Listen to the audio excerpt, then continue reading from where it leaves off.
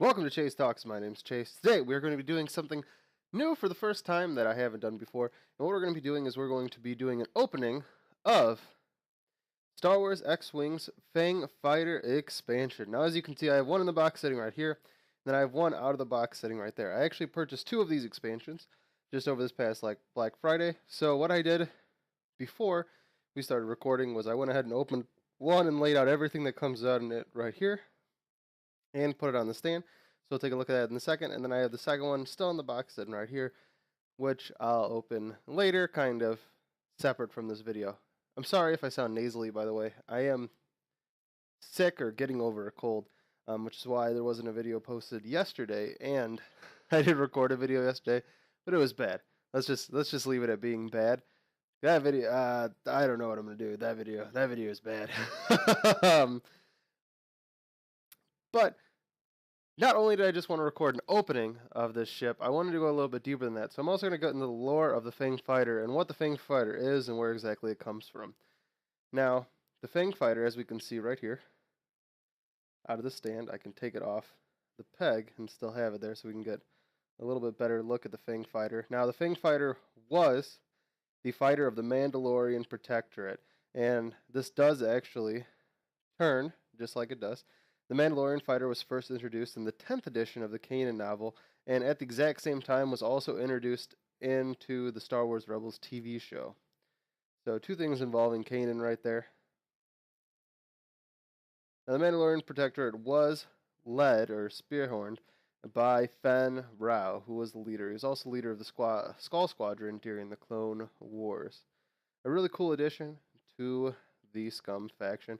I love that these actually move. Now, of course, they move 360 degrees. Or they're supposed to at least.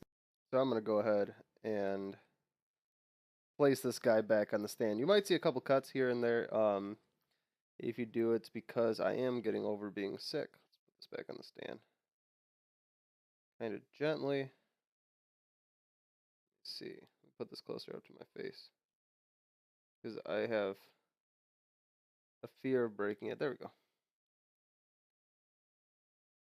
Alright. We got our little Fang Fighter back in the stand. Now, the main purpose that I purchased two of these is so that I could fly two of them.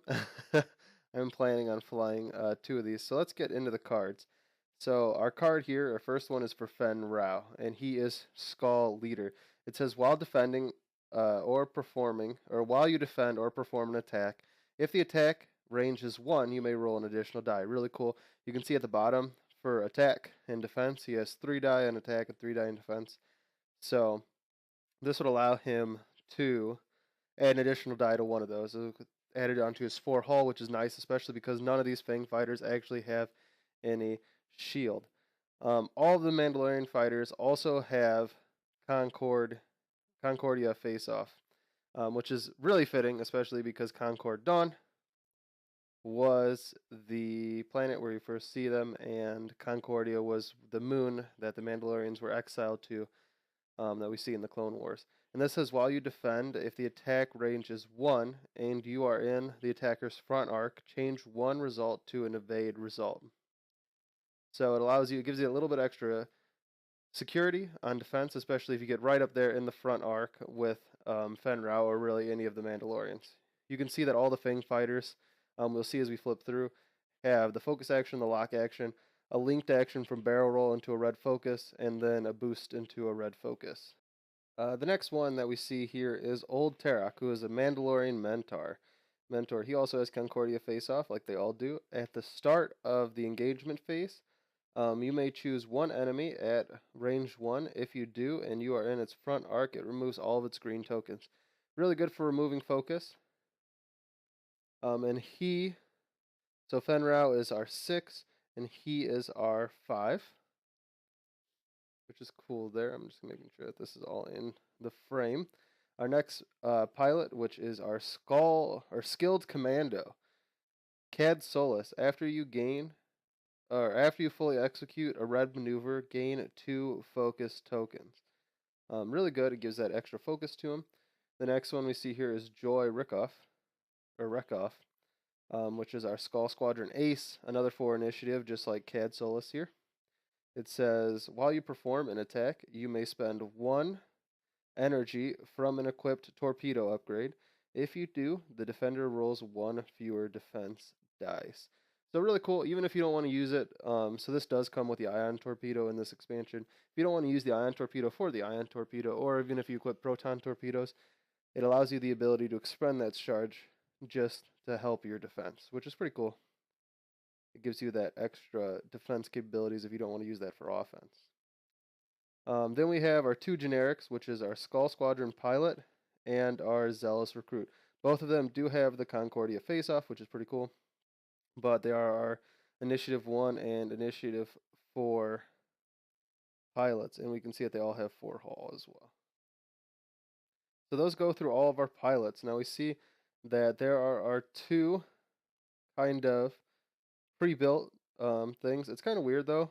Fen Rao shows that Hulgra upgrade and Afterburners, and it shows it here on Joy Rekoff too. When I go into the squad builder, it doesn't show that they can have modifications on their ships, which is weird. So I don't know why it shows them here with modifications, because on there it doesn't show that they can have it. Sorry, I think we just got some camera shake right there. I apologize for that. Cool. Got a new setup that I'm trying to make work. Alright, so what kind of modifications do we have? Well, we have our talent here, which is Daredevil. It says while you perform a white boost action, you may treat it as red to use the 1 turn or 1 of the 2 turns template instead. Okay. Fearless, which is really good, and I'm glad I get 1 of them in each of these. Well, I'd get 1 in each anyway. But Fearless is a really good one because it says while you perform a front arc primary attack, if your attack is in range 1 and you are in the defender's front arc, you can change 1 of your result to an attack result. And it doesn't specify whether it has to be like a focus or that. It kind of gives you a free force almost when you're at range 1 in the defender's front arc, which is really good. And we get that. We also get ion torpedoes in here instead of proton torpedoes. I kind of wish it was proton torpedoes, but we don't. And it says the attack with a lock, spend 1 energy. If your attack hits, spend 1 attack or crit result to cause your defender to suffer 1 damage. I'm assuming, 1 hit damage? All remaining hit/crit results inflict tokens instead of damage. Okay, so it inflicts the ionized tokens. Alright, I was kind of confused on that wording. So it only takes 1 damage.